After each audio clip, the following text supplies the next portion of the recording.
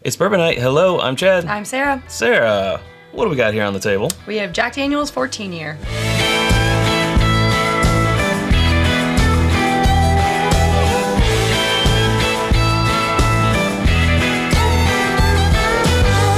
Yes, so this is unexpected. We weren't expecting to get a bottle. Yeah, a media sample is usually, that's kind of what we're used to, and a full bottle was a surprise.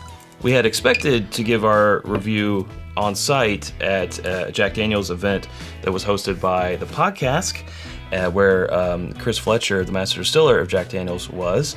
Now that we have a full bottle and we have more time to, one, have this be the first thing on our palate, and two, just give it more time, we're gonna scrap that review that we did there and give it to you right here. The nice thing about the event was that we got to try a progressive tasting of the 10, the 12, and the 14. It was really fun to compare them back to back to back and to walk through them with Chris. But, as Chad said, the 14 was then the last thing on our palate, which, that's fine, it was great, we still enjoyed it. It would be nice to give you a review, though, of it. Just a fresh crack, first thing. Yeah. 14 years, of course, that's in the name.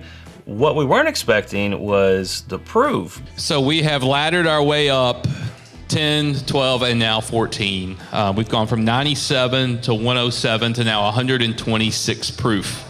This is cask strength. This is the oldest age-stated Jack Daniel's that has been on the market since, I believe, the early 1900s. First time in at least 120 years anybody has ever tasted 14-year-old Jack Daniel's.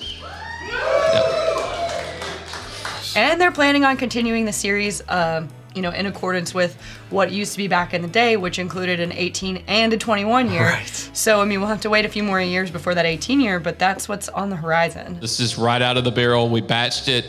I think we ended up dumping 260 to 280 barrels somewhere in that neighborhood. Now, through this review, we're also going to toss it to an interview that we did with Chris Fletcher as he talks about this, so that'll be happening throughout. So we had to ask the question, if Jack Daniel's used to make all of these older age-stated whiskeys, why did it stop, and what made it stop? It's a great question. Why did it stop? It stopped because of Prohibition. 1909, Tennessee goes dry, and so that ended it. I wasn't around back in 1938 when we were able to start the distillery back, and in fact, that was basically 20 years before my grandfather had even started, at the distillery. So, I will say, as we kind of worked our way out of Prohibition, if you stop and think about it, and a lot of people just don't realize, we were the smallest brand in whiskey because, federal prohibition had been reversed right back in 33. So, other distillers had 4 or 5 years to get whiskey in a barrel and out the door. And a lot of them had medicinal licenses, and they were able to distill all the way through Prohibition. So they had aged whiskey stocks that they were able to sell immediately. And so, we were the smallest brand, never, unheard of. And really, it was the 1950s, when it started to really take hold. A couple things happened. There was an article in Life magazine, I believe it was Life magazine. And then, of course, Frank Sinatra famously adopted our brand, referring to it as the nectar of the gods. And everything just exploded for us. And so, during my granddad's time, they were building a new barrel house every 6 weeks. A barrel house that holds 20,000 barrels every 6 weeks. And think about that kind of growth and focus on consistency and Old Number 7. And look, that Old Number 7 and that consistency, that was their laser focus. That's still our focus today.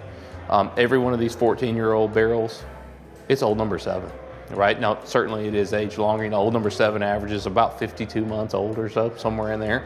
So we're doing things to manipulate and kind of tweak the flavor. But every barrel that we've done, from a Coy Hill special release or a 10-year-old or 12-year-old, whatever it may be, it starts with 80% corn, 12% malt, 8% rye. It's made the same exact way. Same yeast, same stills, same everything. So the quality and the focus on that whiskey is the same now than it was back then. It really was. Have we been lucky and successful? Absolutely we have. But if you think about that and think about that kind of arc of where our brand was, and right after Prohibition, 50s to today, it's amazing to see where it's come, and the fact that we can honor what we did even before that now. It's one of the most special projects that we've done in my career. A lot of oak on that nose, rich brown sugar, molassesy. Molassesy is a word. Molassesy, stone fruit. Yeah. But a rich oak, not super over oaky or anything like that. Not at all. Not to me, anyway. Yeah, a lot of rich berries, almost a little bit cherry, but I think it's more like berries. It's one of those noses that I think it's going to have a great mouthfeel just based on sort of the nose notes here, sort of some sorghum in there. It definitely has more oak than what I can recall on the nose for the 12-year, but again, that's to be expected. It's 2 years older. So I guess 2 years can make quite a difference. All right, well, I love this nose. To your health. Woo! That's, You get the proof, right? Yeah, you do. Right up front. Yeah, a lot of oak, baking spice, stone fruit, vanilla, brown sugar, syrup or like molasses type of thing. A little pepper on the finish. Yeah, For that sure. baking spice kind of turns into some pepper. Yeah, I'm getting like some hot honey in there. You said it all already. The stone fruit. Yeah. I'm just letting that proof kick in and settling, giving you that Tennessee hug. Yeah. That doesn't sound right. I don't want to say Tennessee tickle though. That doesn't sound right either. I don't want to put that No. into the lexicon. No. Very long finish. Does immediately go into the chest feels, the hug. That is there for sure. I feel like maybe the 12-year that I can recall again was a little more viscous. I think because this one has more oak on it and that baking spice, it kind of pulls, it's a little more tannic. It pulls some moisture, or like it feels like it's evaporating faster than the 12 was in my memory. Whew, that 126.3 proof is really showing up. Now what we're going to do here in a minute is we are going to try it against the newest batch of the 12-year. The 12-year did very well for us in our blind best of the year in 2024. We won't spoil it. That did very well. And the fact that it did show up that well, and then there's, the 12-year has got an MSRP of $94.99, I believe, and then the 14-year is $149.99. So that's quite a jump in price for those 2 years. But there's also the proof, so let's keep that in mind. I was going to say, the proof. However, I'm going to need to like it $55 more. So we'll see if we do. Yeah. Well, we're going to let it sit here in the glass since this is, a fresh crack. We want to let it open up for about 10 minutes, and we're going to pour up that 12-year. But while we wait, I want to tell you about our home on the internet. It's whiskyambitions.com. It's where you can get the t-shirt and hat that I'm wearing. Of course, the Glencairns and water glasses that we're drinking from. This is getting close to the end of our Elemental Elixir Buy One, Get One Free sale. Yes, you heard right. Buy one, get another one for free.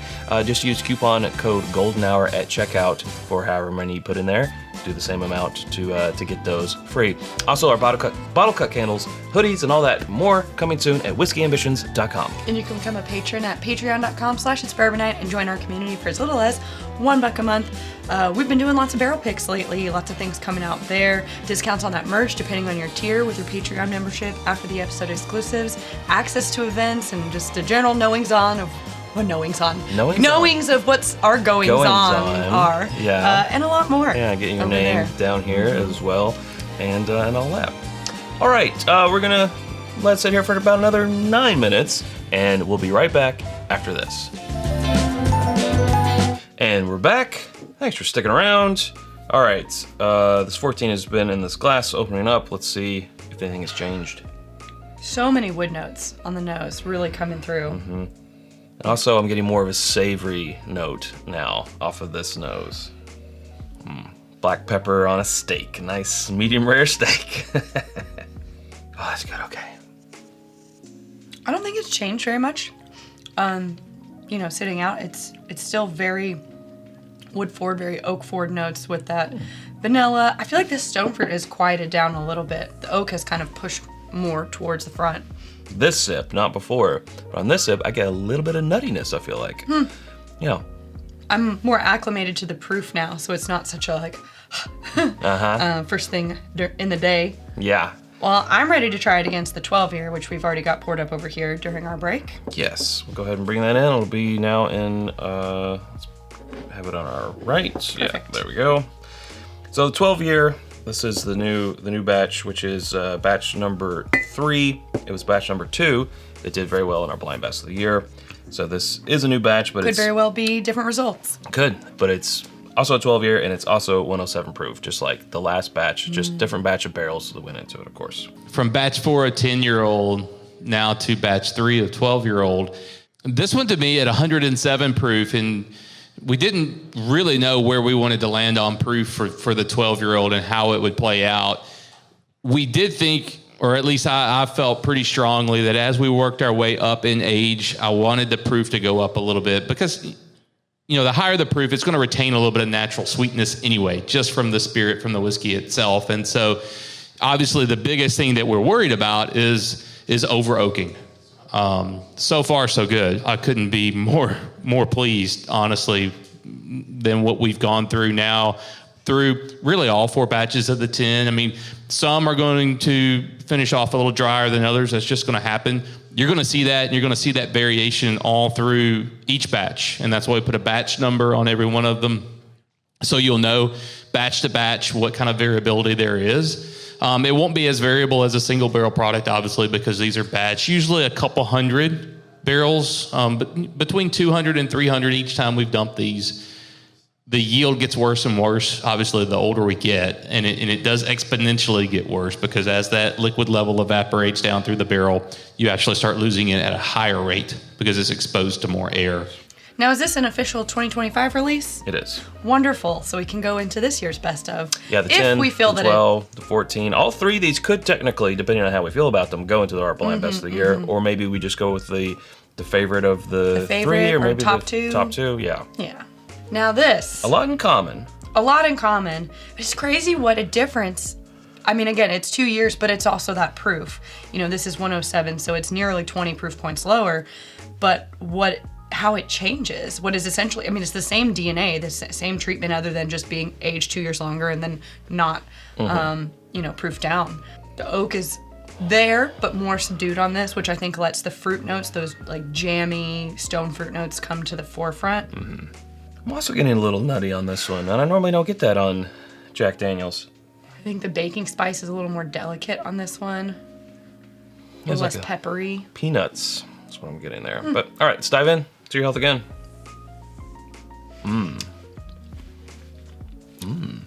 Well, that's really good. I will say, recommended drinking order would actually put the 12 before the 14. I do feel like.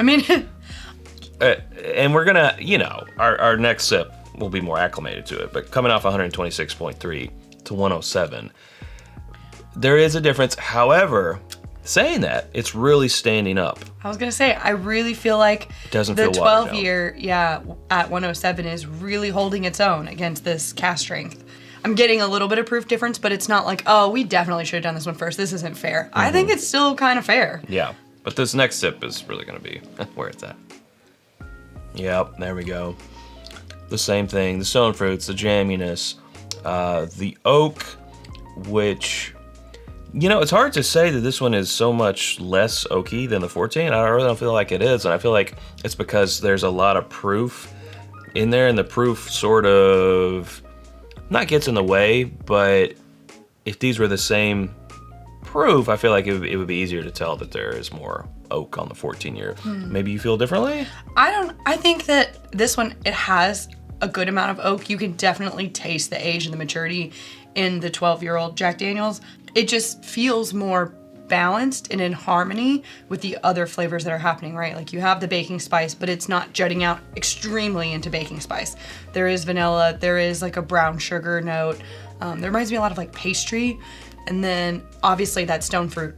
But they're all playing pretty equally. Like you get a little bit more oak at some points, you get a little bit more stone fruit at other points, but it's all pretty harmonious. Mm-hmm. Whereas I feel like in the 14, it's like, boom, oak. Like it's just really jutting in one direction, which, for some people, oaky and high proof, that's gonna be right up your alley. For me, I'd rather have back down off the proof a little bit and get more of a balanced flavor profile where the oak isn't in the front seat driving. But it's still there. It's still letting you know that it is a mature product. It's just very balanced. I don't know. Yeah. Not saying that the 14 isn't balanced. That makes it sound like I'm putting it down. It just depends on what you like. Well, now I've had 3 sips of the 12-year. I'm going to go back to the 14-year and see how it's comparing. Oh, man, the nose on the 14, though. It's probably just because it's been in the glass longer, but I'm going to have to give the nose to the 14-year. It is more fragrant, which is stronger, so that kind of makes sense. There is heat. And this is 2 proof ounce talking here, but there is heat on that 14 year. There's definitely a lot more concentration of flavor on the 14 year because, again, there hasn't been any water added, but it is hotter, obviously, as it should be. And like I said, it is kind of more in the oak direction. Do we have to choose? What's the deal? I was just trying to think of mouthfeel, and I don't feel like the 12, with it being 2 years younger, that's not really going to affect the mouthfeel, but it's the water added that a lot of times can, not always, but I don't feel like the 107 proof is hurting the mouthfeel on the 12 year at all. I think it's nice and viscous. I actually think it's the right balance of proof to still give you a really nice coating, semi-oily mouthfeel. Whereas there's so much, again, like tannins and the baking spice and the oak on the 14 year with the proof. It does kind of make it feel like it's drying you out towards the end because of those factors. So I actually feel like the 12 has, in my opinion, a better mouthfeel. It's more coating. It feels more viscous to me. But again, I think it is just because of the tannins and the oakiness and the baking spice on the 14 with the proof. It just goes. Yeah. Well, it's Uncorking, so we're going to do recommends on both of these. Let's start with the 12 year. Definitely, absolutely. Big O thumbs up recommend. Again, based on how it performed in our best of 2024 for $94.99. Yeah, this is for me. If you can find it. If you can find it, a recommend. Yeah. Not that I wouldn't recommend the 14 year. I'd just say. Yeah, 14 year, more expensive, of course, but also 2 years older and a lot higher proof. Also, if you can find this for the, what is it, $150? $149.99, yeah. Yeah, for its suggested retail price, I think it is an easy pickup. Now, for me, personally... Now we're going to choose which one between the two we like better. The 12 year is more my personal speed. I think it's a better fit for me, so I'm going to save the $55 and I'm going to get the 12 year all day long. I love the 12. Nothing against the 14, it's just if I can save the money and be just as happy, if not just a tiny bit happier, why wouldn't I? Between the two, I am actually, going more towards the 12. Now, I'm never going to pass up the 14 because I want to have it in the collection and I want to share it with friends. Good thing you have it in the collection. Yes, exactly. But just based on 12 v 14, I think it's 12. I think 12 is the sweet spot. But For the value. But also, we're talking about batch 1. We're talking about batch 3, right? 3? True. Yes. Mm-hmm. Batch 2 is going to be different. It's going to be a different proof if they keep this thing at barrel proof, batch proof, whatever the proof of the batch ends up being. That could change. It's going to be different barrels. It's going to be different proof. But 1v3, I go batch 3 of the 12 year for me. Who knows what the 18 year is going to be like? Well, and that's the thing, I gotta think of Knob Creek where they had a 12 year, then they had a 15, then they had the 18 a few years ago. And for me, I gravitated more towards the 12 and the 18, and for some reason that 15 year in the Knob Creek just wasn't exactly working for me. So I wonder if, and I would assume that it's going to be that way. There's a 10, 12, and a 14 here. There's going to be an 18. I mean, Chris eventually a 21. alluded to that. It's the goal. He says, that's the plan. Yeah. But do things go according to plan all the time? No. Yeah, maybe those angels will get too greedy. We'll get a little greedy. You open up all those 18-year-old barrels and there's nothing left. What do you do? So this could be the same thing. It might be like, well, if I'm lucky enough to have 10, 12, 14, and 18, be like, the 12 and the 18 are really where this completely is just me guessing. But that could be the thing, because we all know as aging goes, there's ebbs and flows, there's peaks and valleys, right? So for my particular taste profile, that may happen.